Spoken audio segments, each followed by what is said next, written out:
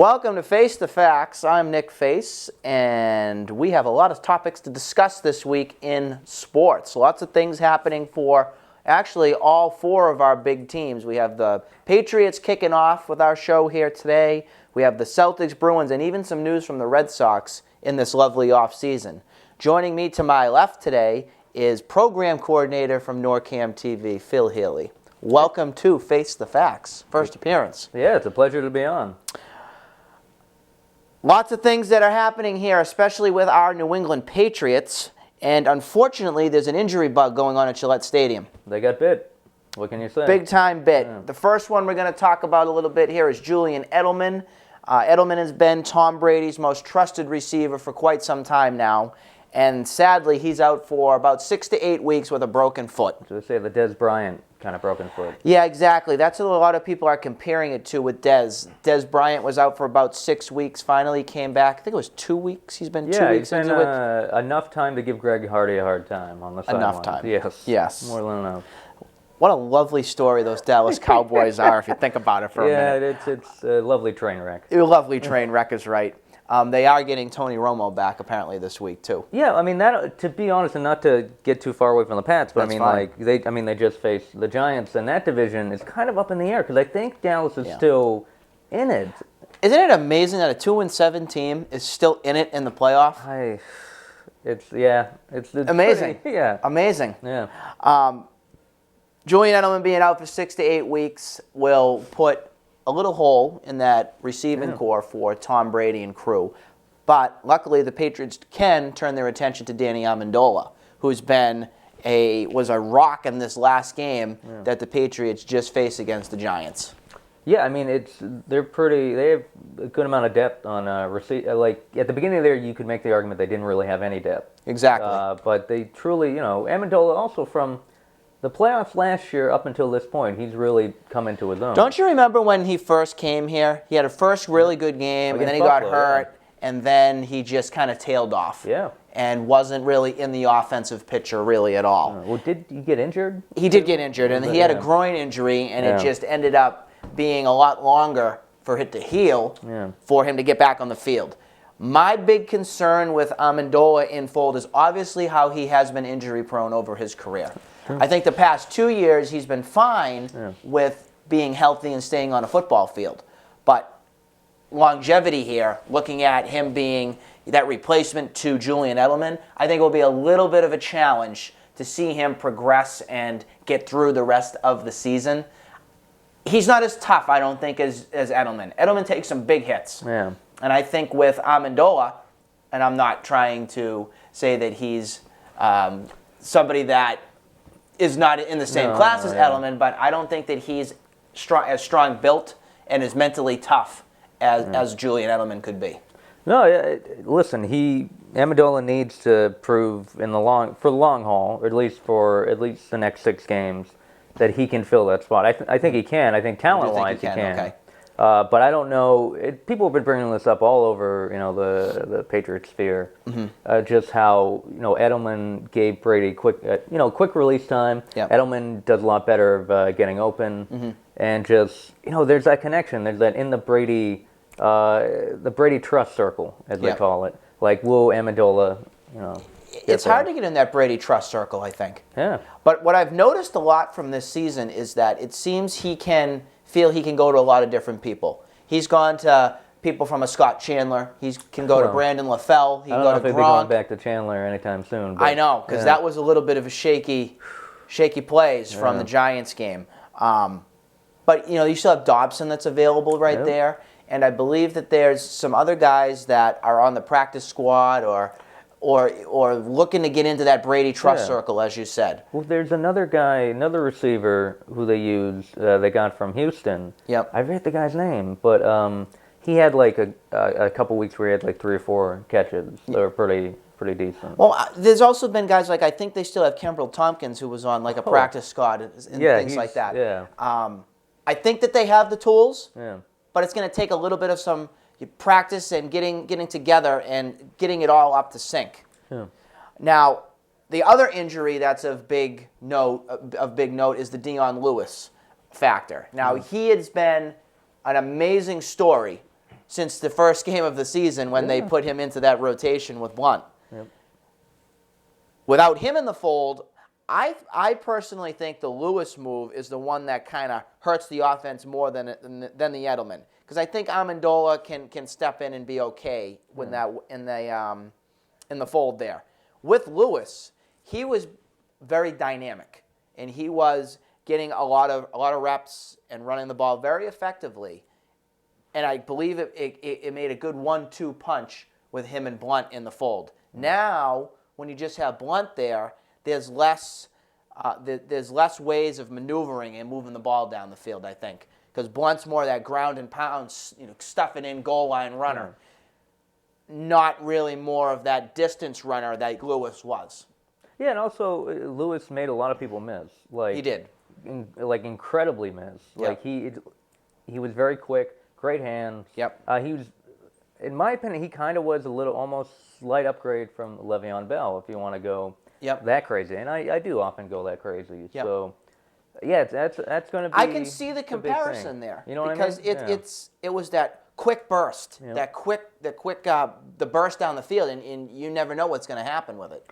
No. You never knew. No, you never know, and he always was a guy. He also picked up blitzes very well. He did. Like, very well. And actually, James White, was it Belichick actually had mentioned, because, James White is the other guy. If you want to talk about someone who could fill in, James White or Brandon Bolden. Mm-hmm. James White was remarked by Belichick to have picked up a really great blitz on that 4th and 10. Well, not the blitz, I'm sorry, but just like pick up, their route. Yeah, their route that they were going for. Yeah. I like White. I think that he needs some reps to get into kind of a better rotation. And I was surprised that Bolden wasn't factored into the Giants game, really at all. Yeah. But Blunt actually did have a very good game. Solid. He could have actually had 2 touchdowns if you think about it, because towards that end of the 4th quarter, they had, I want to say, about 3 minutes to go, and Blunt ran right in and would have gotten his 2nd touchdown. Obviously, after that, Brady threw that really dumb interception that was right there, and we all thought the game was over. Yeah, no, it's just the Yogi Bear, it's that, deja vu happening all over again. Right. And think about it this way too: if they run that in, or if they, they get that touchdown, they're up by 8 or 9, whatever it would have been. Yep. And that would have been probably the clincher at that point. Yeah, I mean, they had the thing with this team that's different from, I think, the other teams that faced the Giants. I think once they got that spark from Amendola, and that's going back to him, running that back like 97-something yards and then tripping over Duron Harmon. Yep. Like, that gave them that spark, and they kind of conquered that, went down twice. And the defense was great in that game. The defense won them that game. I think that was the defense's best game of the season against the Giants. Yeah. The one particular person that I thought had probably their game of the season has to be Malcolm Butler. Yeah, no doubt about it. His coverage on Odell Beckham was phenomenal. It was beautiful. It ended up winning us the game because he couldn't come in and secure that catch when he was in the end zone. Whatever you want to call that ruling, I mean, I'll take it. But that's how they call it, though. What did you think of when you saw that? Did you think there was going to be a touchdown? I could see it going either way. I could see it go either way, too. Yeah. But when I saw that he didn't get that touchdown, that's when the faith came in a little bit and said, you know what, can they do this? Can they pull it off? Yeah. And sure enough, 1 second remaining, they still were able to pull it off. Yeah, it was an amazing. Even the up into 4th and 10, you're still like, it was like heart attack after heart attack of just trying I wonder why, though, that when the Patriots and Giants face off with one another, why is it such a competition? No matter what time, no matter what point in the season, or whenever the team is, for some reason, the Patriots and the Giants always have a game with one another. Well, not to be too cheesy, but I think the Giants are that sleeping giant. If, in fact, Coughlin and Belichick, they have that history. Yep. They know each other. And if Coughlin's like, hey, this is a big deal, we're going against the Patriots. And I think actually, and I believe in the Monterino any given Sunday, because the Patriots are the Patriots, and everyone will be out to gut them. Yep. It's like the Patriots will always get a game from somebody. They will. Yeah, you know what I mean? And just it was incredible to even hear about the stat on what Tom Coughlin's record was against Belichick throughout the years. It was against the Browns and with the Patriots and whenever they've played together. It's like Tom Coughlin is 5-2 now in his career against a Bill Belichick team. I don't think there's one other coach that has a winning record against him. I mean, Jim Harbaugh might be close. Has to be one of the only ones that's close. That was Jim is. It would have been John Harbaugh. John, I'm sorry. From the Ravens. John Harbaugh from the Ravens. It's incredible that a coach could even be in that. You could even speak that breath right there and say that. But for whatever reason, it is the Giants and the Patriots always match up with one another. We know from the 2 Super Bowls, which we still should have won, no question about it. That crapshoots, really. There's always going to be a game when these two teams face off against each other. And me personally, I wish that they played each other more because I thoroughly enjoyed it. But I cannot stress enough the importance of one particular player on this team other than Brady and Gronk. I think those are the 2 big ones. Where's this team without Steven Gostkowski? He's been perfect. I mean, literally, he's been he's hit everything they put in front of him. And over the past, what is this, his 8th or 9th year, or what is the... He's been with the team since, I think, 2006. Yeah, ever since, and think about if they would have had him hit that field goal in that first Giants Super Bowl, he'd be tied up, and it would be, instead of trying to go for a touchdown, it'd be Brady, going for the win. So, I don't know, that's a good question. And I think, past Super Bowl Patriots teams, last year their special teams was really good. Their first championship, 2001, 2002, their special teams were amazing. They were good in all phases. I think special teams is always underrated. Well, what I've heard a lot this week from after what Gostkowski did with that clutch kick, you hear the Adam Vinatieri and the Steven Gostkowski comparison. That's tough. They're very similar kickers. I definitely still say Adam has the clutch moments in him. He has the snowball kick. He has the Super Bowl winning kicks, and he has 3 Super Bowl rings to his credit. Gostkowski now has 1.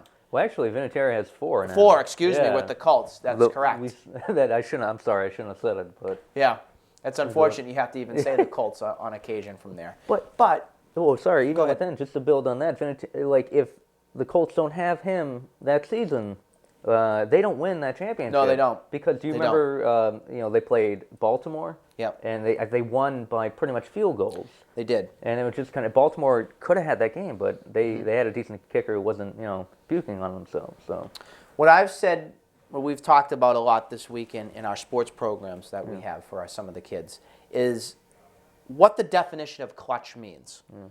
And it's a hard word to really determine or give an athlete the definition of clutch because there aren't that many guys that can step into a situation and deliver. We all know about David Ortiz's story, but I think the greatest clutch hitter that's ever lived. Still feel that way. But we're comparing Ortiz to Gostkowski a little bit because they both have that game on the line, stepping into a situation where you must deliver and getting it done. You have to have ice in your veins to be able to do something like that. You got to have that killer instinct. Cool as a cucumber, know you're going to get it done, and no doubts at all. And that's the build of what kickers need in the NFL. And I don't think there is that many people, or are that many people in the NFL that, as a kicker, can do what Gostkowski just did.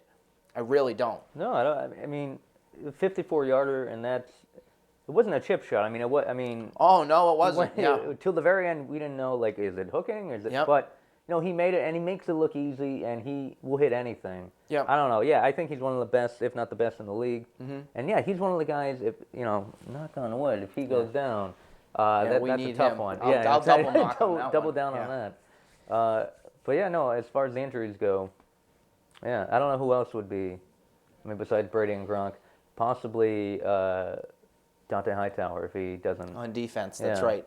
Yeah, you can't single out the defense because, again, with even Butler wasn't the only star there. No. There's been Hightower. We're going to get Jamie Collins back, I believe, this coming game against the Bills, and that's going to. And Ninkovich has been another solid person with Chandler Jones too. We can't discount the credit to give to these guys. They've been outstanding this season. Especially after losing 2 guys that were very solid on defense, and that's Revis and that's Browner too. And Browner. So it's great to be able to see the defense kind of come together and gel. Now, looking at the season still, there still are some tough games in the competition range here for the Patriots. We just had a tough one against the Giants here.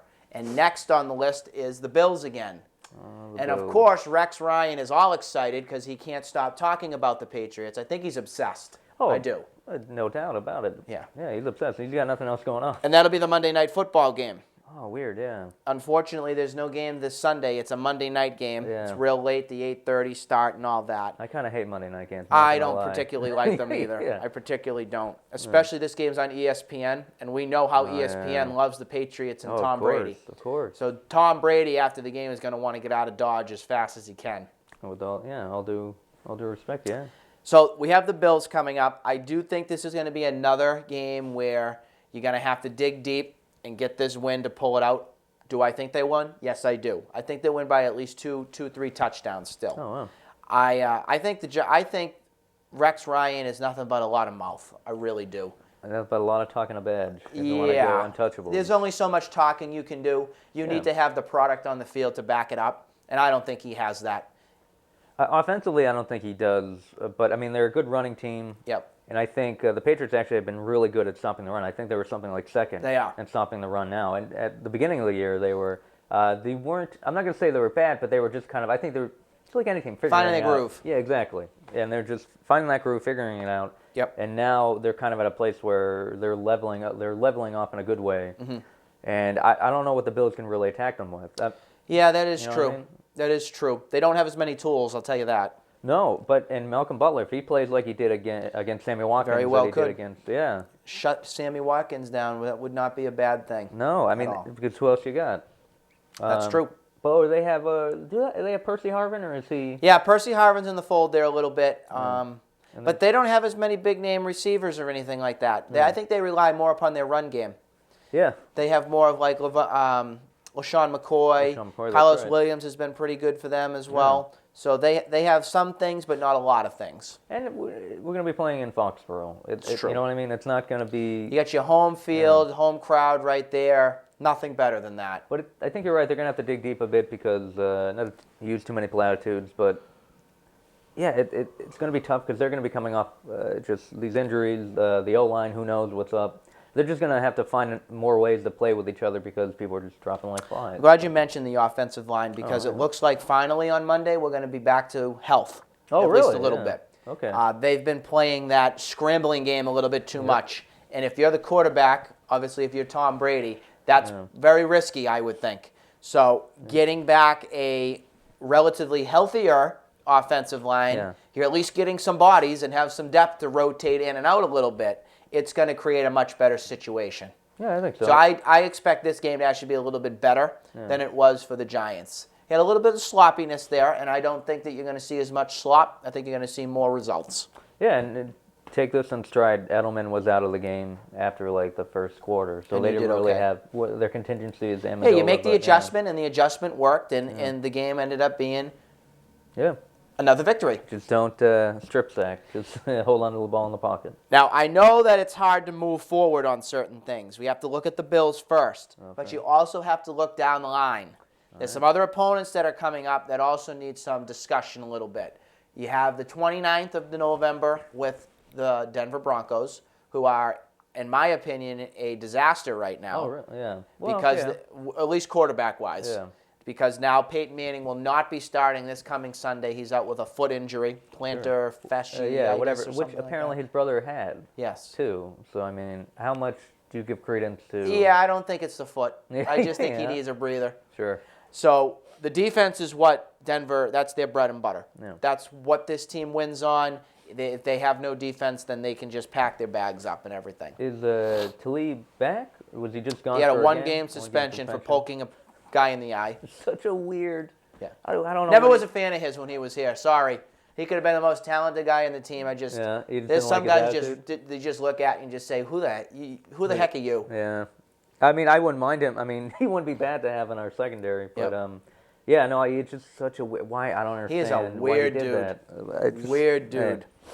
We'll see what happens on that game. The other ones that you also have to look a little bit into include the Eagles. The Eagles have been a real wild card team this year. They've been up and down. They haven't really done much of anything. They just had a big loss 2019. I think. Yeah, Bradford's been out.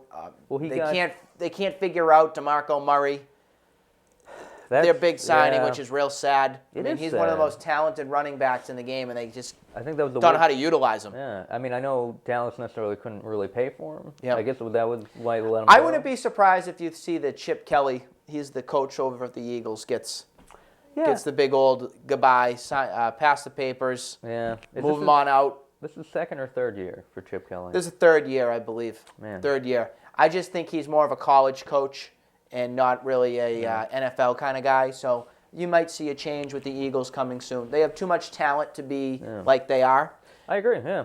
But I'll take Chip Kelly still being there when the Patriots face him because we can get another win. So that'll be a nice early Christmas present. I think you're right. I think they are a weird...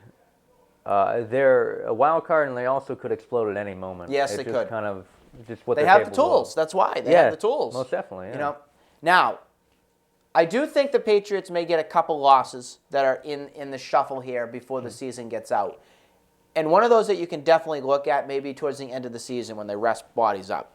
You could see Garoppolo go in, and you could see more of the starters not getting their reps maybe at the end of the season towards games. So you may see like a Miami when they play them at the end of the season get a win or something along those lines. I know off air you brought up the Jets. Yeah. The Jets are definitely a team that could come in and definitely beat the Patriots. I could see that happening.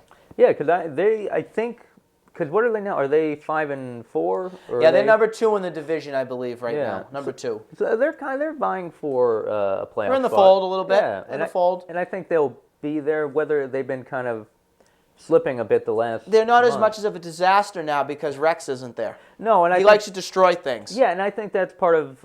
And Rex, you can make the argument he inherited the team from Mangini and the previous Herm Edwards regime. Yeah. But I think they'll be playing for something. Whether it's the pride of beating the Pats, which I think every team. Like there's no real escape from that. But I also think the Jets have a real defense and decent running game when it gets going. I do. I think they have I think they have the talent to do some things. Maybe not now, but definitely down the line they could be in talks of doing something good. Yeah. Something good. To finish off our Patriots segment, we have to also discuss Mr. Tom Brady. Oh, yeah. GQ Man of the Year. How about that? Hey, it's great. I'm sure Giselle's happy. Yeah, sure. Yeah. It's always a weird thing. He's been in that realm for a while, right? Yeah. And that's why a lot of people hate him. Yeah, I think Giselle has something. I think she had her hand in that somehow. Yeah. But again, that puts definitely the spotlight on Tom Brady again for being Tom. Sure. I honestly don't think he really cares at the current moment, and I think he has his finger right up at the whole league, and he wants to stuff it right there where it belongs. Well, Santa Clara, that's the thing. Yep. Get to Santa Clara. Whether or not you do have a perfect season or not, that's once again, my superstition precedes me. They're right now. If it continues like it is, they are right in the Super Bowl. Yeah. They are right in the Super Bowl once again. I think Oakland will be the one team that might be in their way. Yeah, Oakland. I think Oakland will be the one road. No, it won't stop them, but they'll be the tougher team. Okay. I think, because I don't think any other team, because they haven't played them.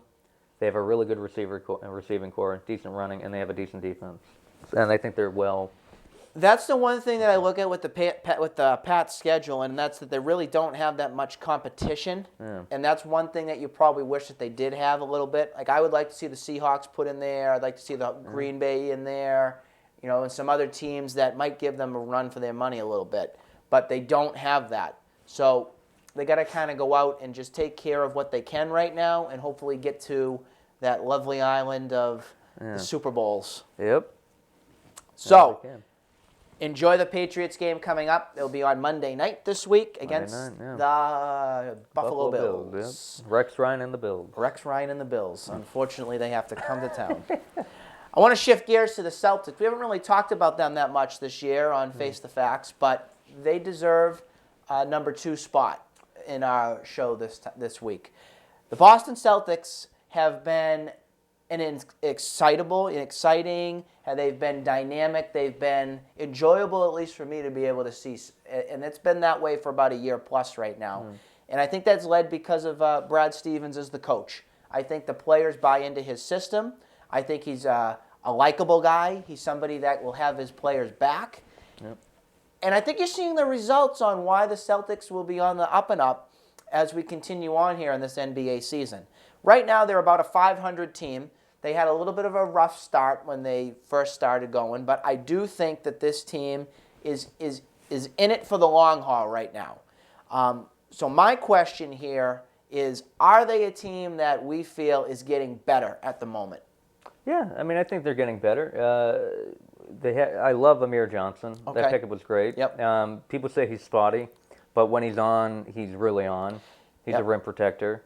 Solinger is doing what I think he should have done his whole career, which is pretty much move closer to the basket. Although he can shoot, I love it and I hate it. It's like, don't take that shot. Great shot, you know. Yep. But that's my modus operandi with just him and Crowder. But Crowder's another guy who will get to the bottom of any pile to get the ball. So a lot of scrapers, a lot of young guys, and I think Stevens. I think he's the right guy for this team. Yeah, right. Yeah. And I know a lot of people, when they originally signed Stevens about 3 years ago when Doc went out to L.A., I think a lot of people were surprised. And I think that they were surprised because they didn't think they could get a guy this talented to come in and kind of rebuild this team. I think that you will see the Celtics in the playoffs. I guess the goal this year is to win a couple rounds. Maybe not win the championship. I don't know if they're ready for it yet. But to get past the first round and to kind of build a playoff system a little bit will be a nice thing to do. Yeah, I think they could easily be a 4th to 3rd seed in the East, because I don't think the East is that difficult, and I don't think it is either. And I think they match up really well against teams in the East that are pretty high up there. I mean, I think Cleveland's in a place of their own. Sure. I mean, you can't really, barring any injury, they'll be the number 1 seed and they'll go into it. I mean, maybe Atlanta will come back again and be number 1 seed, but I don't think that's happening. One of the players that you mentioned was Jared Solinger and his play so far in this very short season that started. I have to tell you, I'm surprised. Oh, yeah? On how I've seen Solinger play a little bit, because I thought that he might have not enjoyed being a Boston Celtic. He wasn't trying as hard because he wanted to get out of here, kind of like what Rondo did in a little bit. Sure. Whatever happened, I think has to be a credit to Brad Stevens in getting this guy in better shape and pushing himself to be a better player. We heard the stories about how, he has a great future ahead and how he just could be so good for this team as an NBA player. I think what we're seeing here is finally, like you said, what we expected to see when his career began. Yeah. Well, when the career began and how he's kind of built. I mean, he's kind of he's a low post guy who can shoot. And he had, I think it was like the last game last night against Dallas, he had like 18 points and like 10 or 11 rebounds. Yep. And yeah, that's what you want out of him. And he's also on a contract here. So that's kind of... Could be the reason why. Well, that's another incentive. Throw that out there. So, but I'll take the Brad Stevens. I'll take Jared Sullivan. I'll take all of their play because I think that they're a team that will be there towards the end of the season and in contention. So I think that's what you definitely have to look at. One of the surprising things that happened this week, right after the Celtics won against Houston, Kevin McHale was fired. Yeah. After a 4-7 start, and I have to tell you that I was very surprised when I heard this because Kevin McHale is a very respected person and coach in the NBA. I think it was way too quick to fire a coach with only X amount of games into the season when you're a man like Kevin McHale. Yeah, I mean, I actually don't know if he's that good of a coach, to be honest. Because I think he coached Minnesota and Houston, and I think, I forget if there was a third team in there. There was a third team in there. I forget who it was. But, that's the case for the argument, I guess. How I don't think he's necessarily a bad coach. I think he's just kind of a run-of-the-mill kind of like coach because he's Kevin McHale. I'm sure he knows how to play the game, but it just seems like they weren't listening to him. But I also think, because you need someone who could, Doc Rivers is someone who does well with superstars. Whether you feel he hasn't gone over that hump, and I do agree, Doc has failed at what he needs to do with the Clippers. I do think that in the NBA what you see, and you see this a lot in sports too, is that the superstars kind of run the asylum a little bit here. Yeah. Here's an interesting thing, and I don't know if you thought about this one. Houston has Dwight Howard on their team. Dwight Howard, yep. Well, Kevin McHale is now fired with Dwight Howard. And then look at the Orlando Magic with Stan Van Gundy. Who actually I like as a coach. I like all the Van Gundys. He's a funny guy when he coaches. Yeah. He's a screamer, so you can hear it on the TV, and it's never a bad thing to laugh when you hear when things come out of his mouth. No, but it's always interesting too because he's so big, and I'm like, I imagine people like Dwight Howard or someone in top peak physical condition, like, why am I listening to you? You're just swallowing hoagies every 5 minutes. Oh, sure. But I most definitely it's Howard and Harden. They're not the two H's from hell. They're just not listening.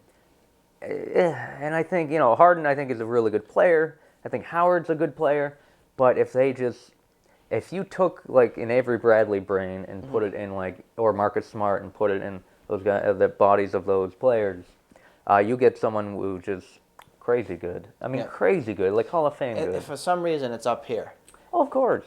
And these superstars think that they are bigger than the game, and I think that that's part of their problem, is that they're not built as a team player. I think if they don't utilize their other assets on the team, they put so much emphasis on themselves, you're not going to win. No, I mean, I think LeBron, that was his biggest thing when he first came into the league. Yeah. I mean, look at how long it took for him to win a championship. He had to go to the Heat to win it. No, and he actually, and to his credit, I mean, he didn't really and this past year is a good example too, but when he took the Cavaliers to the finals against the Spurs, and the Spurs were stacked. That's when they were maybe at their best during their dynasty. And he won a game in that series, but he didn't have anyone. He had Varejao, I think. Like, who did he have? Right. And this past year, I mean, I'm a vague defender of LeBron James. I think he's done a lot of stupid. I think he's been a stupid kid at times, but I also think, he is one of the best players ever and one of the best in the NBA. But like Harden and them, like it's in their heads. They feel like they're bigger than their team. Sure. And that's fine if you feel you're bigger than your team, but also realize you're a good player, but realize you can be that kind of jerk and still be able to kind of contribute. Right. And I couldn't agree more. Couldn't agree more. And I liked how that, Golden State, yes, they did have Steph Curry from last year when the championship was won. But again, he used other players on his team too to get the job done. It's a real deep team. It is. And I think, I don't know, they lost David Lee, but I mean, David Lee wasn't as big a contributor. No, he wasn't, because I think he was hurt when the whole championship thing was going on. I think, and he was kind of regulated to the background a bit. I mean, they actually... Celtics will take it. Yeah, exactly. Yeah. He's not a bad swingman, and he actually helped them out, Golden State, he helped them out in a couple spots in the finals, because it was just kind of a guy they just kind of strolled out there. Exactly. Well, look to see how the Celtics will be doing as this season continues. The other team that plays right in the Garden as well, that black and gold team, has not been coming up roses. The Boston Bruins have been a very mixed bag as this season's gone on so far. We have some ups and we have some downs. Looking at the ups, you have a very good power play, which has really never happened for the Bruins in the longest of times. Yeah. Amazingly, the penalty kill is atrocious, and it's always been one of the Bruins' biggest assets on the team. I think that the team that's put together right now, the Bruins, is not the team that should have been put together. I think that there are a lot of missing parts, and there are a lot of aging veterans on this team that are going to come back and bite the Bruins in the butt, because I don't see them being in the playoffs this year. It's going to be 2 years in a row now, and I personally, I'm a big hockey fan. I liked when the Bruins are in the playoffs, because I don't think there's anything better than watching playoff hockey. I think it's very exciting to be able to watch, and I just don't see the Bruins in it this season. I don't know how much you've seen from them so far. Well, I haven't seen a lot. I have to, full disclosure, hockey is like the least I pay attention to. But I will agree with you. Playoff hockey is a whole another dynamic. It is. Like playoff basketball and playoff hockey, I think those two, because they're two separate seasons, and it's such a grind. You wish they were longer sometimes. Sometimes. I actually really like when the NBA playoffs, only the first round had like a 5-game schedule. But no, but I think they are very enjoyable, and it's crazy because everyone's, play or go home. I have to tell you, even with the playoffs, it just happened for baseball. Even though the Red Sox really weren't in it, I personally really enjoyed watching it because you had teams that were there that hadn't been there from before, really in a long time. You had the Mets that were in there, and of course you had the Royals, who hadn't won since 1985. Nope. And then you had the Cubs. You had and Houston. All these teams where it really hadn't been there in a while, I thought made it really good baseball. But going back to the topic here of the Bruins, I like how we go talking into different avenues sometimes. Oh, lovely. But for the Bruins, the one person that I think has to step up to this team to do anything at all has to be Tuukka Rask. I don't know how, I don't know why, and I don't really understand why I'm even saying that name as somebody who's not getting the job done. He's one of the highest paid goaltenders in hockey. And you're seeing him let in 4 or 5 goals on a consistent basis. That's just not acceptable. Well, I mean, and this brings it to you talking about how the team is not how it should have been assembled. I mean, does that speak volumes to how Tuukka had it easy with pretty much a great line in front of him? A great defense. Yeah. Yep. And the Zdeno Chara just kind of being, like you say, a shell. I have to tell you that you might be right there, Phil. You might be right because this what I said at the beginning here at the opening, I said with the Bruins, I said we have a lot of aging veterans. And you're seeing a 38-year-old Zdeno Chara, who is not the same player, who I think they should have traded 2 years ago and gotten some value from.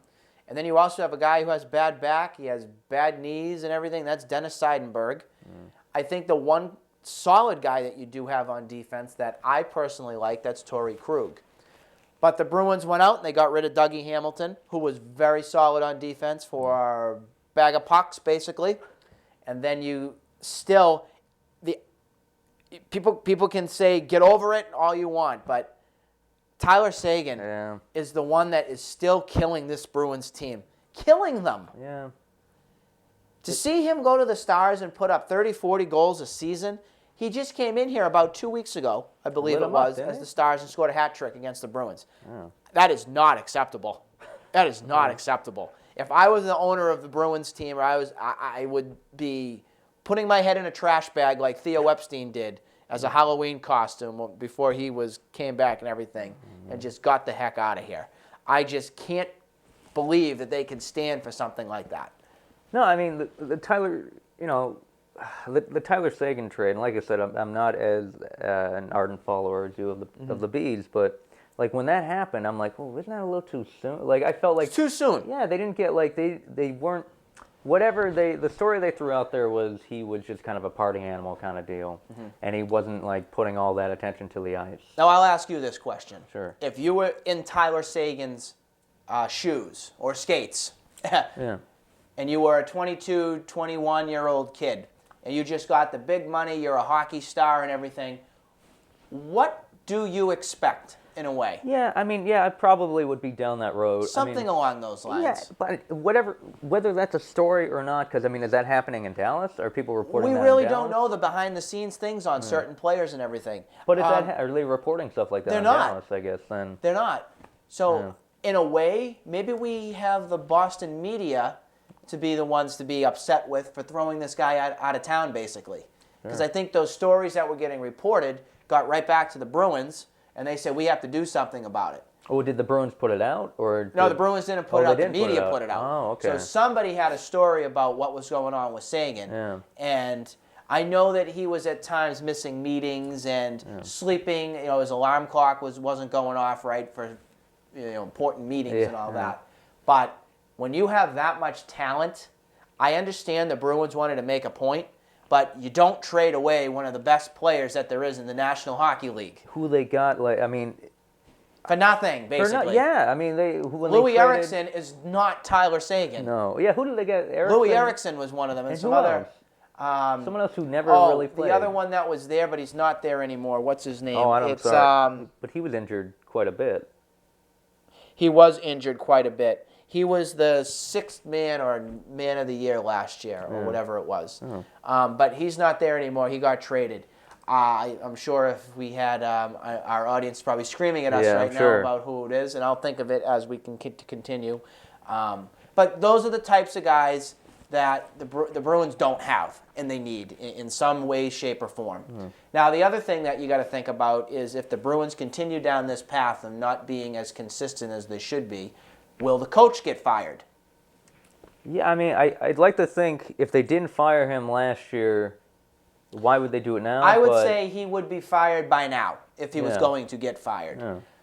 I think if they bring another coach into this asylum, that it's not going to change anything. Yeah, it seems like it would make it worse. Yeah. It seems like they're giving like, oh, you guys. Whenever someone does that, maybe I'm eating my words talking about the Kevin McHale thing, but it's almost like you're giving in to the players and just saying, well, here you go, here's something new. Here, baby wants his bottle. Here you go. Yep. But I don't think the players are that. I don't know. It doesn't feel like the players are that like done with Claude. And also, they had a decent run of a stretch of 4 or 5 or 6 games, right? Yeah, they had a decent run that was getting them better and better as things, and then it kind of went, Like Tuesday night, they played the Sharks and they lost 5-4. Yeah, so are the Sharks any good this year? The Sharks, they're good, but they're not. But Tuukka let in some real soft ones, and that's the one that really can't happen. Yeah. So defense was pretty poor once again there, and then obviously goaltending wasn't where it should be. It's an early season, luckily, so there is some time to see how they can get it going. Yeah. Let's just hope that they get it going. Well, that's always the thing. Like, it's always so tough to kind of judge out of like how many? It's like 15 games or something like that. Yep. Because you have that small sample size. Sometimes you see what you need to see, and in the case of the Celtics, I think it's more of an upward trend. But I mean, who knows? I mean, you have your peaks and valleys. The Bruins are kind of like this a little bit, but we want to get them back up to here and go this way. Let's hope that we can get it there. Yeah, no. Do you think they could turn it around? Even not like. I think it's going to take a trading deadline to get some other defensemen that are in. Yeah. I think the offense is okay. I think that they'll start clicking. They've been scoring better. I think this year than they had from last. It's the defense that needs to pick it up. Definitely the defense. I want to wrap it up here with some lovely baseball talk because the Red Sox actually had some good news that came in about last week. And our first big move of the offseason was getting a dominant closer. I'm actually very excited about this move. The Red Sox traded with San Diego Padres, and they got Craig Kimbrell coming to town now for the Boston Red Sox. Kimbrell has been one of the better closers that's been in baseball, like I said. He's been top 4, top 3 in saves. He's 27 years old. He has a track record. He's proven, and he's somebody that I think is going to really fit the system. Yeah, he seems like he's got his stuff together, and he throws, like 190, like he's in the 90s, high 90s. Yeah, he's a guy who your Papelbon. He's like, I don't know if he has that kind of a better attitude. Yeah, part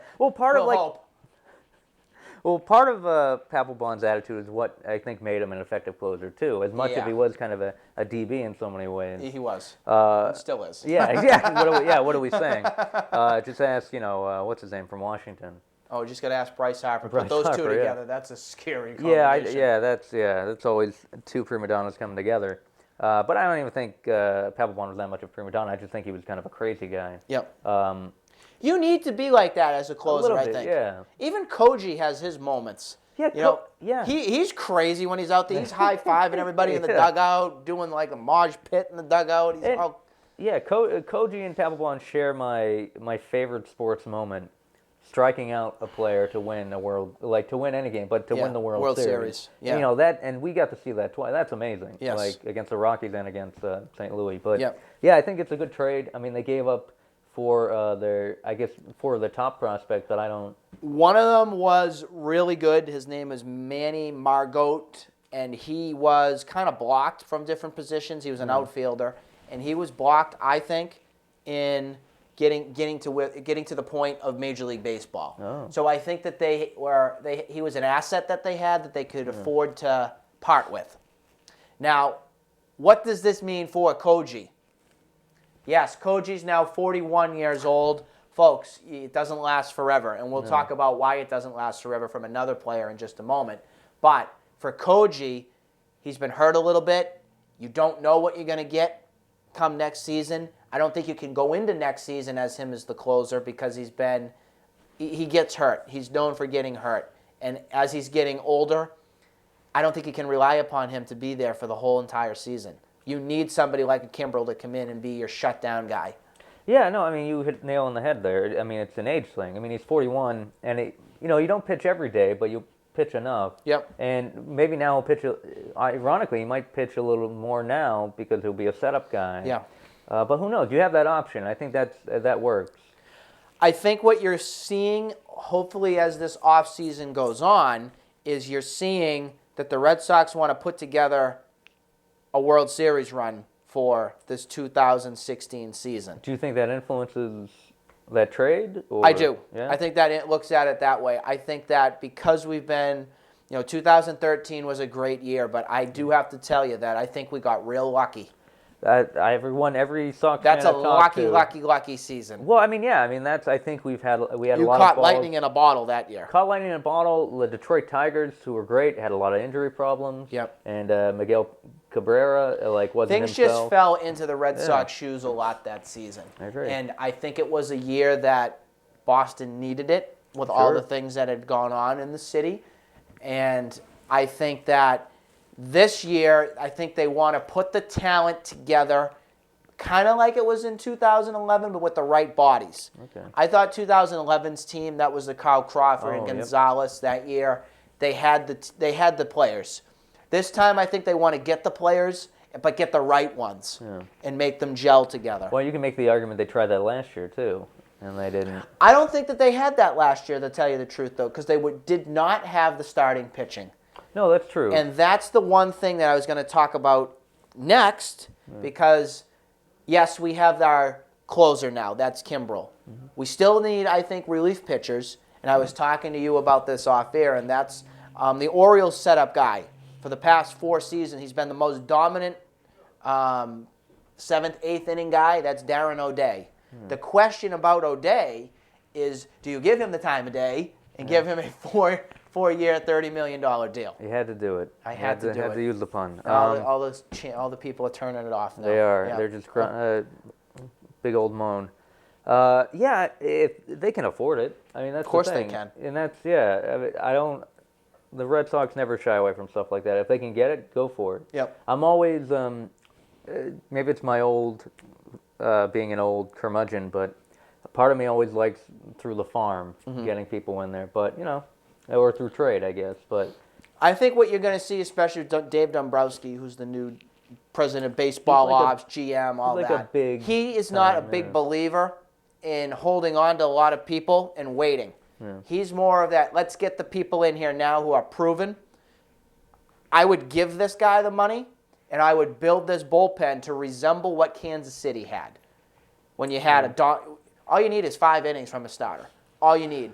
And then you give it to the bullpen, and they're just going to blow you away. And I particularly really like that model, and I think that they should follow through on it. Yeah, and I mean, I guess the trouble with that, wearing down that bullpen over the year.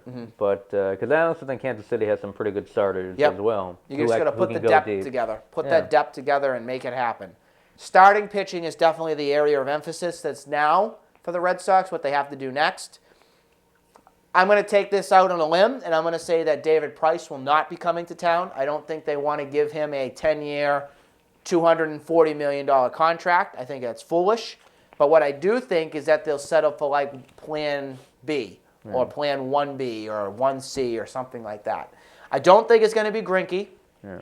I see Greinke going right back to the Dodgers, and he likes the National League as well. So if he doesn't go to the Dodgers, he's going somewhere National League. He likes to hit. He does have success. He likes to hit for some reason. Oh, really? Is that it? American League, you're not going to be able to do that unless it's interleague play. Johnny Cueto is the name. I have to tell you that I'm not extremely sold on this. Yeah. But I think that he can fit here in Boston well. I think that there's a big risk when you sign this guy because he came to Kansas City and he had his ups and downs again. He was kind of a mixed bag for them. And I don't know if he's an American League style pitcher. He might be more of that National League style. Was he Cincinnati before he was Cincinnati, yep. And he was their ace. Yeah. And he always has been very dominant throughout his career, very consistent and all. I think that he'll still be fine if you put him here, but I don't you run the risk of injury with him because he has a shoulder injury that he's a little bigger too, isn't he? He is a little bit bigger, and we already have a big panda bear that needs to go back to the San Diego Zoo. Well, hopefully not euthanized, but we'll see what happens. The other name that's out there is Jordan Zimmerman from the Nationals, where you could possibly get. He's another guy that I think would fit the model well here in Boston. Outside of that, you're going to have to look and see what you can get in the trade market.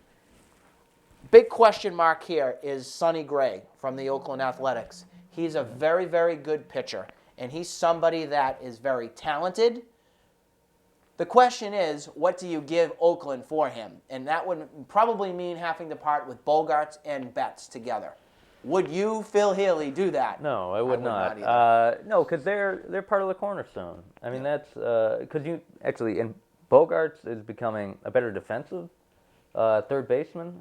And it's just like all around. Oh, second. Shortstop. Yep. They're coming together. It seemed like towards the end of the year they're actually playing as a team, enjoying playing together. So no, I would not do that. Although they do need starters. I actually don't think they need I think one or two starters could fill the void if you get an ace and possibly another decent number 3 or 2. Because I actually think they have, like Henry Owens is coming up pretty well. Yep, Eduardo Rodriguez and Buchholz are right there. You have Henry Owens in the fold.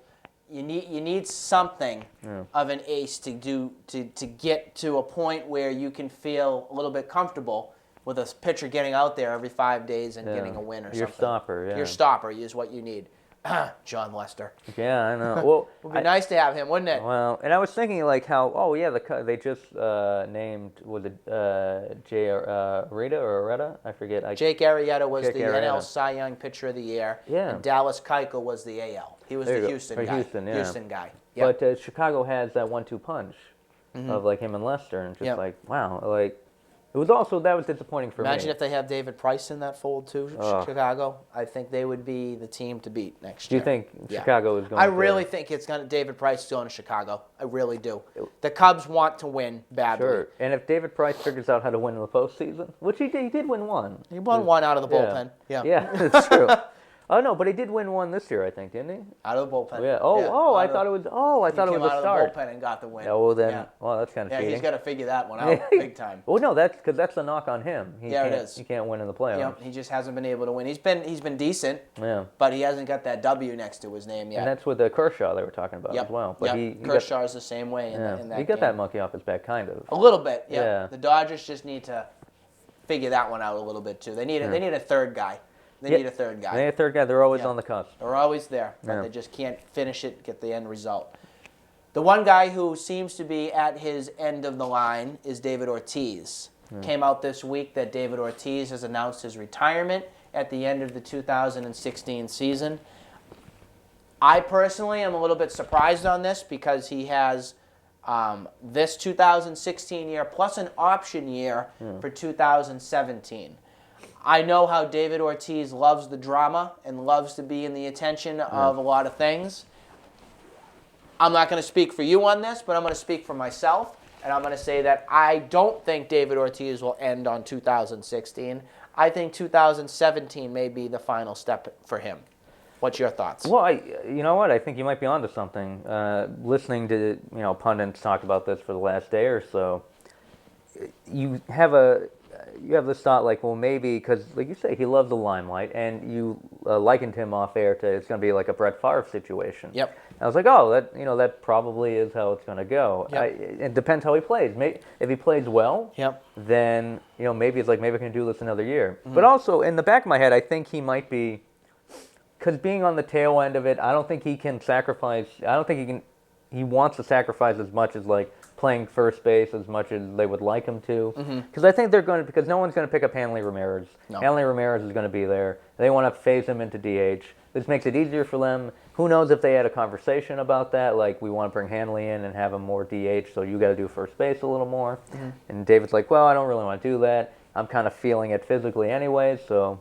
And it's weird. I don't think, he had a good year towards the end. That's a good point, because maybe that's what's going on from behind the scenes. Yeah, you never know. Because Hanley's just not going to cut it at first base, and they feel like they or in the are outfield strapped. or anywhere. Anywhere. Yeah. That move was just a disaster from getting him in the here. the first month it was great because he was hitting. He was hitting really well. Yep. But I think beyond that, he just kind of, petered out. After April, see you later. Didn't do anything. We'll see what happens with the David Ortiz retirement story, but maybe this is just a publicity thing for him. Maybe it's the real thing. We don't know until 2016 comes. He could go out and have an unbelievable season and not step away. Yeah. He could come out and struggle and just pack it right on in.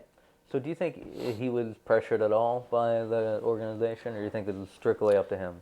I think this is strictly up to him. I think that if the Red Sox wanted him to get out, they probably would have come out and probably said it a little bit, and we probably would have heard the story by now, because there's no story with the Red Sox that doesn't come out no matter what it is. Yeah. Something gets leaked, and so far nothing's been leaked about that. We'll see. I think that after this season and what we've seen, I think he does have maybe 2-3 years left of him. What I do think that he needs to realize, and we've talked about this off air too, if he packs it up next season and he's in like that he's about 503 home runs now, and say he only hits about 15, 20 home runs next season, you're going to be at about 530 home runs in his career, right about there. I think that he's going to need about 550 or higher to have consideration to get into the Hall of Fame. Me, if I was a voter, if I was a writer who selects to go into the Hall of Fame, I would put David Ortiz there. I think that he deserves it. I think he's had an unbelievable career. I just don't think that the writers, a lot of them, will vote for him because he's a designated hitter.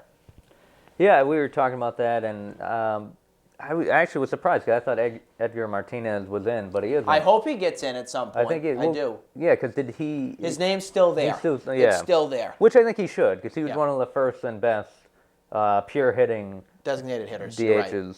And and I think David Ortiz, listen, when you think designated hitter in baseball, you think him. Who else do you think of when you think of You don't. DH? There is not one other guy who is strictly that DH role. Nobody fits it better than Ortiz. No one's been more successful either from it. And in October, who do pitchers and who do teams fear more than David Ortiz? If every team was able to pick up a hitter as like a extra player to put on their roster, every single team would put David Ortiz on there and hit him in that 3-4 hole, because they know what he is able to do. And that's hit and get it done. Yeah, hit, and he makes other players around him better because, pitchers don't want to pitch to Ortiz, so they'll attack other... he brings a lot of trouble. And it's going to be... I'm glad in many ways that he's retiring, because I was talking to you and our what better way would it be to go out on top? Yeah, I think that is understated a lot in sports, and I think because of the evolution of sports medicine and the way just athletes treat themselves. Athletes are going a little longer. You can go a little bit longer than you thought from before. And then maybe you should. So. It's true. Absolutely is true. Well, I do want to wish all of our friends out there happy holiday season. I'm sure we'll be back before all of it comes together. Yeah. But Phil, I want to thank you for your first appearance on Face to Facts. Hey, I love it. It was great. That was a great, great time that we just had. It's a pleasure. We hope you all enjoy the lovely sports scene that's out there. We got a lot of things coming up for all of our sports organizations that are together here in the Boston area. Yep. We will see you soon. And once again, I am Nick Face, and we'll see you again on Face to Facts. Goodbye.